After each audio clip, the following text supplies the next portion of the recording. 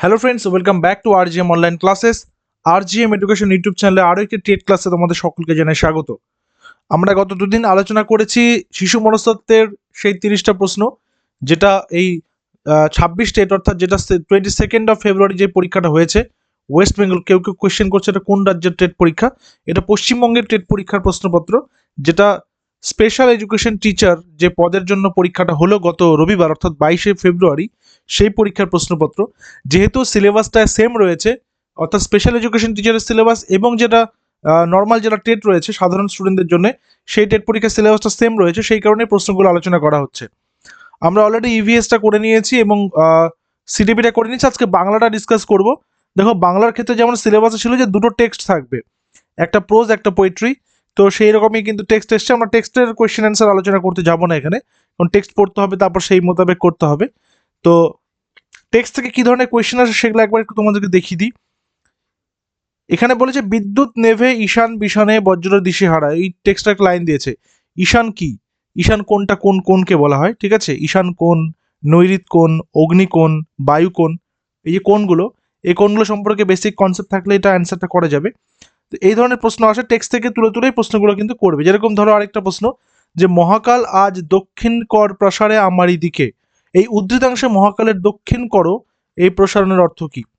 বা এখানে দিয়ে দিয়েছে যে তোমার বর্ণ বিশ্লেষণ দিয়েছে, তোমায় বা তোমার বাঁচতে অনন্ত স্মৃতি, কৃতকৃত কর্মের শেষ, এই কৃতকৃতম শব্দটির বিশ্লেষণ করতে বলেছে।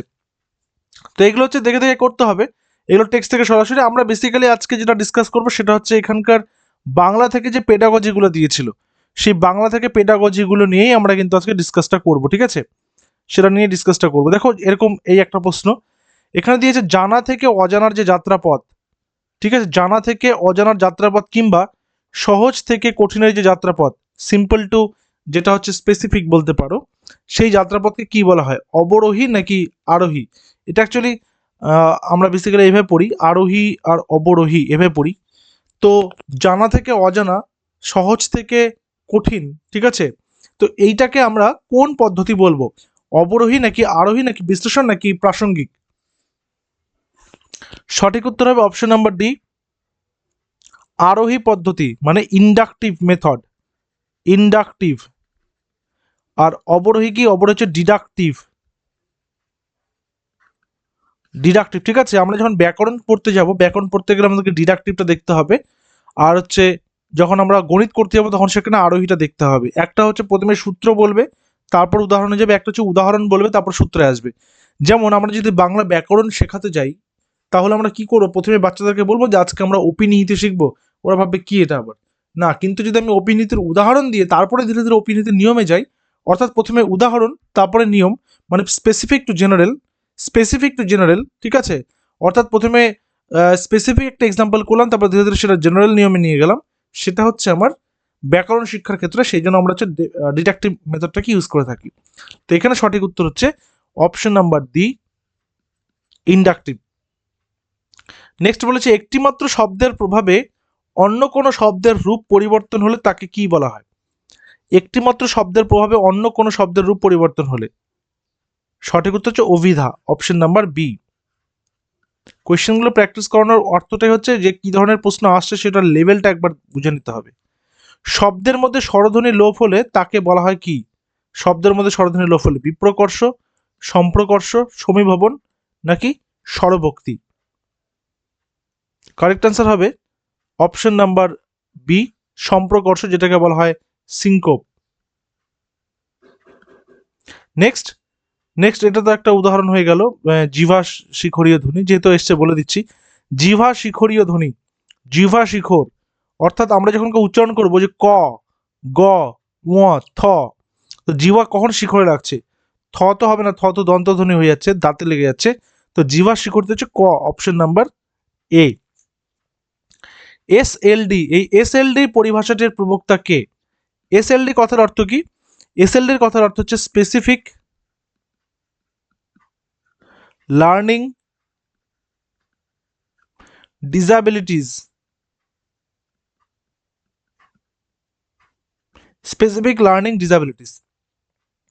এই পরিভাষাটির প্রবক্তা কে?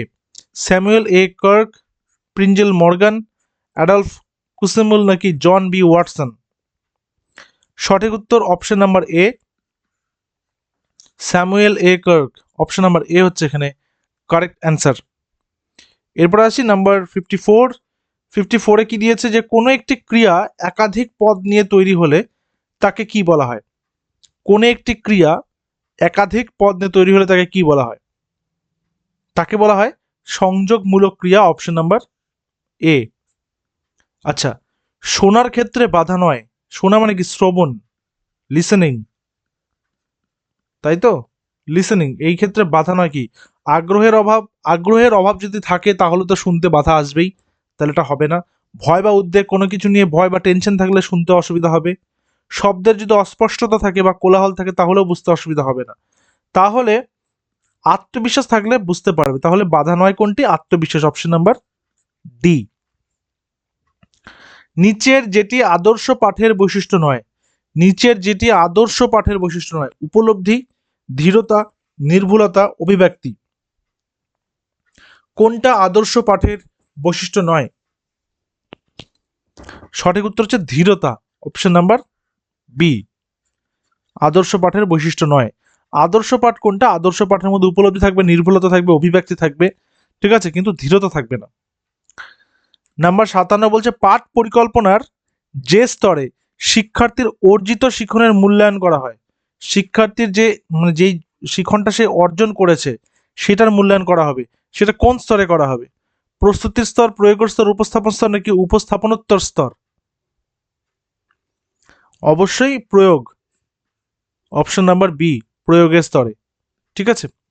আচ্ছা, the psychology of meaningful verbal learning, এটা ভার্বাল হবে, ভার্বাল কেটে গেছে ওয়ার্ডটা। ভার্বাল লার্নিং বইটির প্রবণতা বা প্রবক্তাকে, the psychology of meaningful verbal learning বইটির প্রবক্তা কে? সঠিক উত্তর হচ্ছে David Ausubel. Option number C. Kindly একটু প্রত্যেকে একটু ব্যাপারগুলো বোঝার চেষ্টা করবে যে কি ধরনের প্রশ্ন দিচ্ছে। এই ধরনের প্রশ্নের প্যাটার্ন কিন্তু এর আগে প্রাইমারি টেটে দেয়নি ওয়েস্ট বেঙ্গল, ঠিক আছে। হ্যাঁ, বিশ্লেষণ করেছে, তারা জটিল দিয়েছে, বাট এবার তারা যেমন বলতে চাইছে যে ক্যান্ডিডেটদেরকে যে থিওরি যেমন পড়তে হবে, তার পাশাপাশি সেগুলোর কনসেপ্টটাও ভালো করে পড়ে রাখতে হবে। যেরকম থিওরির কোশ্চেন দিয়ে দিল, এটা একটা থিওরি কোশ্চেন দিল, কিছুক্ষণ আগে স্যামুয়েল এ কার্কের এসডিএল এর একটা থিওরি কোশ্চেন দিল, যেগুলো মুখস্থ করতে হবে। তার পাশাপাশি কনসেপ্ট ক্লিয়ার করারও কিন্তু টপিকগুলো দিয়েছে, যেগুলো থেকে কনসেপ্ট ক্লিয়ার করতে হবে, ঠিক আছে। নেক্সট বলেছে মাল্টিলিঙ্গুয়াল এডুকেশন, মানে কি বহুভাষী। মাল্টিলিঙ্গুয়াল মানে কি বহুভাষী, মানে অনেকগুলো ভাষা থাকবে। এর মূলনীতিটি কি? সকল ভাষার প্রতি শ্রদ্ধাবোধ গড়ে তোলা, মাতৃভাষাকে শিক্ষণের মাধ্যম হিসেবে ব্যবস্থা করে ক্রমান্বয়ে অন্য ভাষা যুক্ত করা, বিশ্বের সকল ভাষা একসঙ্গে শেখানো, নাকি বহুমাত্রিক মূল্যায়নের জন্য প্রস্তুত করে তোলা? সঠিক উত্তর যেহেতু মাল্টিলিঙ্গুয়ালিজম বলেছে, তো সেখানে হচ্ছে মাতৃভাষাকে শিক্ষণের মাধ্যম হিসেবে ব্যবহার করে ক্রমান্বয়ে অন্য ভাষা যুক্ত করা। যেমন আমরা যখন এই কোঠারি কমিশন সম্পর্কে পড়ব, সেটা হচ্ছে ত্রিভাষা, 3টি ভাষার কমিশন, সেখানে প্রথমে মাতৃভাষা থেকেই শুরু হচ্ছে, ঠিক আছে, তারপরে কিন্তু +1 করে আরো আরো ভাষাগুলো যুক্ত হচ্ছে। সেমিকোলন, সেমিকোলন কেমন দেখতে হয়? উপরে ফোঁটা নিচে কমা, তাই না? এটাই তো সেমিকোলন, উপরে ফোঁটা নিচে কমা। এই সেমিকোলন জ্যোতিচিহ্নটি বাংলায় কি বলা হয়? একে রেখা চিহ্ন, পদচ্ছেদ, পদবিশ্লেষ্য চিহ্ন নাকি অর্ধচ্ছেদ? দেখো, এটা হচ্ছে পূর্ণচ্ছেদ মানে ফুল স্টপ মানে দাড়ি, আর এটা হচ্ছে অর্ধচ্ছেদ। তাহলে অপশন নাম্বার ডি হচ্ছে এখানে কারেক্ট অ্যান্সার, অর্ধচ্ছেদ, ঠিক আছে।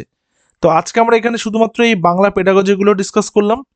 প্রত্যেকের উদ্দেশ্যে জানিয়ে রেখি, যারা প্রাইমারি টেটের প্রিপারেশন নিচ্ছ, আমাদের প্রাইমারি টেটের ক্লাস আজকে থেকে অর্থাৎ 25 ফেব্রুয়ারি থেকে কিন্তু শুরু হতে চলেছে আমাদের সেই ব্যাচ, প্রাইমারি টেটের ব্যাচ, যেটা চলবে পরীক্ষা পর্যন্ত, যেখানে প্রত্যেকটা বিষয়ে ডিটেলসে আলোচনা হবে, ডিসক্রিপটিভ ক্লাস হবে, এবং বর্তমান যে পরীক্ষার প্রশ্নপত্রের ট্রেন্ড, সেই ট্রেন্ড ফলো করেই আমরা কিন্তু সেখানে প্র্যাকটিসও করাবো। তো তোমরা সেই ব্যাচে যুক্ত হতে হলে অবশ্যই আমাদের অফিসিয়াল হোয়াটসঅ্যাপ নম্বর 7501880606, এই নম্বরে তোমরা হোয়াটসঅ্যাপ করবে প্রাইমারি টেট কথাটা লিখে, তাহলে তোমাদেরকে কিন্তু সেই ব্যাচে যুক্ত করার সমস্ত ব্যবস্থা করে দেওয়া হবে। এই ব্যাচ সংক্রান্ত সমস্ত ডিটেলস এই ভিডিওর ডেসক্রিপশনে দেওয়া রয়েছে, তোমরা একবার সেটা দেখে নিও, দেখে হোয়াটসঅ্যাপ করে যোগাযোগ করো, ঠিক আছে। তো দেখা হচ্ছে পরবর্তী ক্লাসে। Till then stay connected with RGM education YouTube channel. Thank you very much.